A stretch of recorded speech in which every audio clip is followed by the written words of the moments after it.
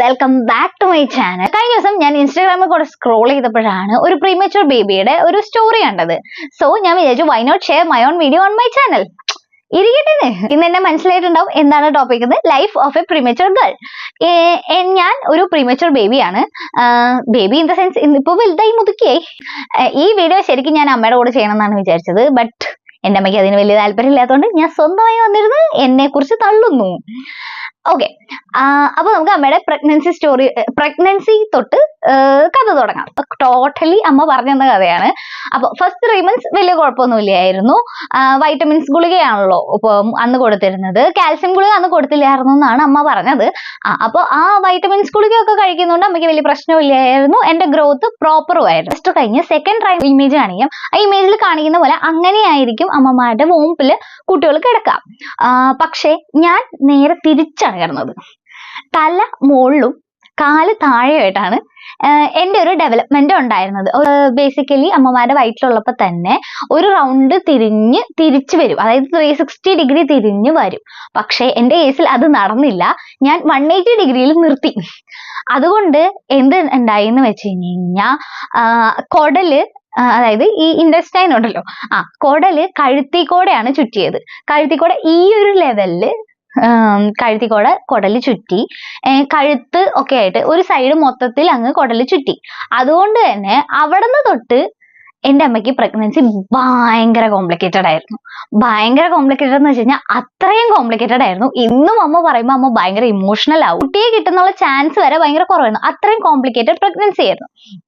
അപ്പൊ അത് പിന്നെ കൊടുക്കുന്ന മരുന്നുകൾ, അതായത് ഇപ്പൊ കാൽസ്യം ഗുളികയായാലും അയൺ ഗുളികയായാലും ഒരു ഗുളികയും കഴിക്കാൻ പറ്റുന്നില്ല. പ്രോപ്പർ ആയിട്ട് ഫുഡ് കഴിക്കാൻ പറ്റുന്നില്ല. പ്രോപ്പർ ആയിട്ട് ടോയ്ലറ്റിൽ പോകാൻ പറ്റുന്നില്ല. ടൈം ബെഡ് റെസ്റ്റ് ആയിരുന്നു. അതായത് കിടക്കണം ആൻഡ് കാല് പൊക്കി വെച്ചിട്ട് തലോണയൊക്കെ വെച്ച് പൊക്കി വെച്ചിട്ട് കിടക്കണം എന്നുള്ള ആ ഒരു സെറ്റപ്പിലായിരുന്നു അവിടെ നിന്ന് അങ്ങോട്ട്. അപ്പൊ ഈ എല്ലാ മാസം ചെക്കപ്പിന് പോകുമ്പോൾ ഈ ഹാർട്ട് ബീറ്റ് നോക്കി തുടങ്ങുന്ന സമയത്ത് അധികം സമയത്തും ഹാർട്ട് ബീറ്റ് ഇല്ലാത്ത പോലെ തോന്നും. അപ്പൊ അവർ ഇഞ്ചക്ഷൻ ചെയ്യും, വീണ്ടും ഹാർട്ട് ബീറ്റ് വരുന്ന പോലെ തോന്നും. അങ്ങനെ പോയി. അപ്പൊ ഏകദേശം ഒരു 7 months കഴിഞ്ഞ് 8 months ആവുന്ന സമയത്ത് ഒരു പ്രാവശ്യം ഇങ്ങനെ ഹോസ്പിറ്റലിൽ പോയി ചെക്കപ്പ് ചെയ്തപ്പോൾ കുട്ടിക്ക് ഹാർട്ട് ബീറ്റ് ഒട്ടുമില്ല. അപ്പൊ അവര് പറഞ്ഞു ഇപ്പൊ തന്നെ ഓപ്പറേഷൻ ചെയ്യണം, നോർമൽ ഡെലിവറി പറ്റില്ല, കാരണം കുട്ടി തിരിഞ്ഞാണല്ലോ കിടക്കുന്നത്. അപ്പൊ കാലായിരിക്കും ആദ്യം വരിക. അപ്പൊ നോർമൽ ഡെലിവറി പോസിബിൾ അല്ല, ഓപ്പറേഷൻ ചെയ്യണം, ഇപ്പൊ തന്നെ ചെയ്യണം, കാരണം കുട്ടിക്ക് ഹാർട്ട് ബീറ്റ് ഇല്ല. അപ്പൊ ഇപ്പൊ ഓപ്പറേഷൻ ചെയ്തില്ലെങ്കിൽ അമ്മയുടെ ജീവനും അത് ബുദ്ധിമുട്ടായിരിക്കും. അതുകൊണ്ട് പെട്ടെന്ന് തന്നെ ഓപ്പറേഷൻ ചെയ്യണം എന്ന് പറഞ്ഞിട്ട് അവര് ആ ഹോസ്പിറ്റലിൽ നിന്ന് നേരെ അഡ്മിറ്റ്, യൂഷ്വലി കാണിക്കുന്ന ഹോസ്പിറ്റലുണ്ട്, അവിടെ പോയി അഡ്മിറ്റ് ചെയ്തോളാൻ പറഞ്ഞു. അപ്പൊ എൻ്റെ അമ്മ ഒരു നേഴ്സായിരുന്നു. അമ്മ വർക്ക് ചെയ്തിരുന്ന ഹോസ്പിറ്റലിൽ തന്നെയാണ് അമ്മേനെ കൺസൾട്ട് ചെയ്തിരുന്നത്. അതായത് അമ്മ നിന്നായിരുന്ന ഡോക്ടറിന്റെ അടുത്ത് തന്നെയായിരുന്നു അമ്മ കൺസൾട്ട് ചെയ്തായിരുന്നത്. ചെക്കപ്പിൽ ഇങ്ങനെ പറഞ്ഞപ്പോൾ ശരിക്കും അമ്മ ഭയങ്കരമായിട്ട് പേടിച്ചു. അവരെന്ത് ചെയ്തു, അന്ന് രാത്രി ആയിരുന്നത് കൊണ്ട് പിറ്റേ ദിവസം ചെന്നിട്ട് ഇവരുടെ ഹോസ്പിറ്റലിൽ, അതായത് കൺസൾട്ട് ചെയ്തുകൊണ്ടിരുന്ന ഹോസ്പിറ്റലിൽ ചെന്നിട്ട് അഡ്മിറ്റ് ആയി കഴിഞ്ഞപ്പോൾ അവര് പറഞ്ഞു നമുക്ക് ഓപ്പറേഷൻ ചെയ്യണം, പെട്ടെന്ന് തന്നെ ഓപ്പറേഷൻ ചെയ്ത് എടുത്തു. ഞാൻ അമ്മേനോട് ചോദിച്ചിട്ടുണ്ട്, ഇപ്പൊ എന്തായാലും കുട്ടിയുടെ ഹാർട്ട് ബീറ്റ് ഇല്ല എന്ന് പറഞ്ഞിട്ടായിരുന്നല്ലോ ഓപ്പറേഷൻ ചെയ്തത്. അപ്പോ കുട്ടിയെ എടുത്തു കഴിഞ്ഞപ്പോ അമ്മയ്ക്ക് എന്താണ് ഫീൽ ചെയ്തതെന്ന് ചോദിച്ചു. എൻ്റെ അമ്മ എന്നോട് പറഞ്ഞത് എന്താന്ന് വെച്ച് കഴിഞ്ഞാൽ, എനിക്ക് നല്ല വിശ്വാസം ഉണ്ടായിരുന്നു എനിക്ക് എൻ്റെ കുട്ടിയെ കിട്ടുമെന്ന്. ഞാൻ അത്രയും വിശ്വാസത്തിലാണ് ആ ഓപ്പറേഷൻ ടേബിളിൽ കിടന്നതെന്നാണ്. സോ എൻ്റെ അമ്മയുടെ ഭാഗ്യമോ നിർഭാഗ്യമോ എനിക്ക് ജീവൻ ഉണ്ടായിരുന്നു കേസ്. അതുകൊണ്ടാണല്ലോ ഞാൻ ഇങ്ങനെ ഇരിക്കുന്നത്. അമ്മയ്ക്ക് കുട്ടീനെ കാണിച്ചു കൊടുത്തു. എന്നെ കണ്ട വഴി എൻ്റെ അമ്മ പറഞ്ഞത്, അയ്യേ ഇതെന്താ എലിക്കുഞ്ഞോന്ന്. കാരണം അത്രയും നല്ല കോലമായിരുന്നു എൻ്റെ ഒരു സൈഡ് അതായത് ഫുൾ കുടല് ചുറ്റിയ കാരണം ഒരു സൈഡ് വലുതും ഒരു സൈഡ് ചെറുതുമായിരുന്നു. അതായത് ഗ്രോത്ത് വന്നപ്പോൾ ഒരു സൈഡിലെ ഫുൾ ഗ്രോത്ത് ഉണ്ടായില്ല, ഒരു സൈഡ് മാത്രമാണ് കുറച്ച് നന്നായി ഗ്രോ ചെയ്തത്. അതുകൊണ്ട് തന്നെ ഒരുമാതിരി ഇങ്ങനെ മാങ്ങ ഷേപ്പിലൊക്കെ തല അങ്ങനെയൊക്കെ ആയിരുന്നത് കൊണ്ട് മൊത്തത്തിൽ ഒരു എലിക്കുഞ്ഞിന്റെ ഫീൽ ആയിരുന്നു. ബേബീസിന്റെ കേസിൽ എല്ലാവർക്കും അറിയാം, അവർ NICUലൊക്കെ എടുത്തും അങ്ങനെ കുറച്ച് കാര്യങ്ങളൊക്കെ ചെയ്യും. അപ്പൊ അതൊക്കെ ചെയ്ത് കഴിഞ്ഞപ്പോ അവര് പറഞ്ഞു 3 months എടുക്കും ബേബി പ്രോപ്പർ ആയിട്ട് ഗ്രോത്ത് ആയിട്ട് വരാൻ. എന്തൊക്കെയോ ചെയ്ത് അവരുടെ മരുന്നും മന്ത്രം ഒക്കെ കാരണം ഒരു 3 months കഴിഞ്ഞപ്പോഴാണ് ഞാനൊരു പ്രോപ്പർ ബേബി എന്ന നിലയിൽ ഡെവലപ്പ് ആയി വന്നത്. ഇപ്പോഴും സ്റ്റിൽ ഇന്ന് എനിക്ക് എൻ്റെ ഒരു സൈഡിന് ചെറിയൊരു വ്യത്യാസമുണ്ട്. ഇപ്പൊ എൻ്റെ ഒരു കണ്ണ് ചെറുതാണ്, ഒരു കണ്ണ് വലുതാണ്, അങ്ങനെയൊക്കെ ഉണ്ട്. അങ്ങനെയായിരുന്നു ആ പ്രഗ്നൻസി സ്റ്റോറി. ഇനി ഇവിടെ നിന്ന് അങ്ങോട്ട് എന്റെ ഗ്രോത്ത് ആണ്.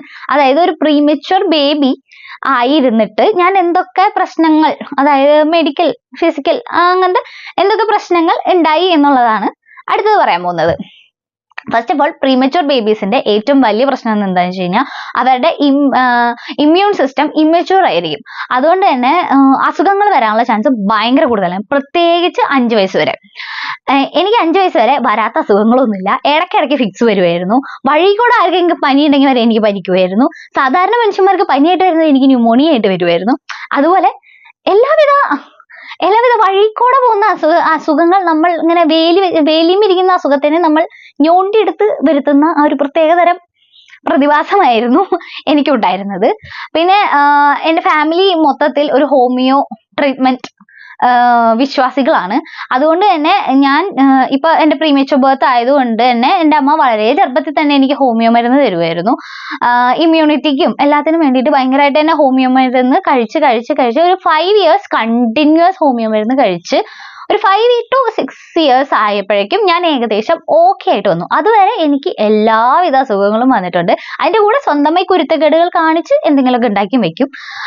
അതല്ലാതെ ഓൾമോസ്റ്റ് ഇപ്പൊ പനിയാണെങ്കിലും ഫിക്സ് ആണെങ്കിലും അങ്ങനെ എല്ലാവിധ അസുഖങ്ങളും വരും. ഈ 6 years കഴിഞ്ഞ പിന്നെ എനിക്ക് അങ്ങനെ കാര്യമായിട്ട് അസുഖങ്ങൾ വരൽ കുറവാണ്. അതായത് ഇപ്പൊ ജനറലി എല്ലാവർക്കും പനിക്കുന്ന പോലെ എനിക്ക് പനിക്കാറില്ല. പക്ഷെ സ്റ്റിൽ എനിക്ക് പനി വന്നാൽ അത് ഭയങ്കര വലിയ കാര്യമായിട്ട് തന്നെ വരും. ഇപ്പൊ ഒരാൾക്ക് ഒരു ദിവസം പനിക്കുന്ന പനി, എനിക്ക് പനി വന്നാൽ അത് എനിക്ക് ഒരാഴ്ച പനിക്കും. അതും ഹൈ ഫീവറിൽ പനിക്കും. നമ്മളിപ്പോ ഹോസ്പിറ്റലിൽ പോയി അഡ്മിറ്റ് ചെയ്ത് കിടന്ന് ചികിത്സിക്കേണ്ട അവസ്ഥ വരെ വരും. അങ്ങനെയായിരുന്നു. പിന്നെ ഒരു 7 years തൊട്ട് എനിക്ക് അങ്ങനെ കാര്യമായിട്ട് അസുഖങ്ങളൊന്നും വരാറില്ല. ഈവൻ പനിയാണെങ്കിൽ പോലും കാര്യമായിട്ട് വരാറില്ല. കോൾഡാണ് അധികം ഉണ്ടാവാറ്. കോൾഡ് കോൺസ്റ്റന്റ് ആയിട്ട് തന്നെ ഉണ്ടാവാറുണ്ട്. കാലത്തെ എൻ്റെ സ്വന്തം എക്സ്പീരിയൻസിൽ നിന്ന് മനസ്സിലായത് എന്താണെന്ന് വെച്ച് കഴിഞ്ഞാൽ, ഇമ്മ്യൂണിറ്റിക്ക് പ്രശ്നമുള്ളത് കൊണ്ട് നമുക്ക് നാട്ടിലുള്ള എല്ലാ അസുഖവും വരും. അത് മെയിൻലി ചെറുതിലെയാണ് വരുന്നത്. അപ്പോൾ ഈ ചെറുതിലെ തന്നെ നമ്മൾ ഇമ്മ്യൂണിറ്റി ബൂസ്റ്റ് ചെയ്യാനുള്ള എന്തെങ്കിലുമൊക്കെ കാര്യങ്ങൾ ചെയ്തു കഴിഞ്ഞു കഴിഞ്ഞാൽ നമുക്ക് ലോങ് ടേമിൽ അത് ഭയങ്കര ബെനിഫിഷ്യൽ ആയിരിക്കും. ഇപ്പോഴത്തെ എൻ്റെ ഒരു സിറ്റുവേഷൻ എന്താണെന്ന് വെച്ച് കഴിഞ്ഞാൽ, വഴിക്കൂടെ പോകുന്ന അസുഖങ്ങൾ വരല് വളരെ വളരെ വളരെയധികം കുറഞ്ഞിട്ടുണ്ട്. പക്ഷെ വരുന്നത് കുറച്ച് കാര്യമായിട്ട് തന്നെ വരും. അതിപ്പോ എന്താണെങ്കിലും ബാക്കിയുള്ളവർക്ക് ചെറുതായിട്ട് പോകുന്ന സാധനം നമുക്ക് വരുമ്പോൾ അത് ആനയായിട്ട് വരും. അതാണ് ഞാൻ മെയിൻ ആയിട്ട് ഇപ്പൊ എക്സ്പീരിയൻസ്. പിന്നെ എനിക്കിപ്പോ മെയിൻ ആയിട്ട് ഫേസ് ചെയ്തേക്കുന്ന ഒരു പ്രശ്നം എന്താണെന്ന് വെച്ച് കഴിഞ്ഞാൽ, കണ്ണിന്റെ കാഴ്ച കുറവാണ്. ഒരു കണ്ണിന് കാഴ്ച കുറവാണ്.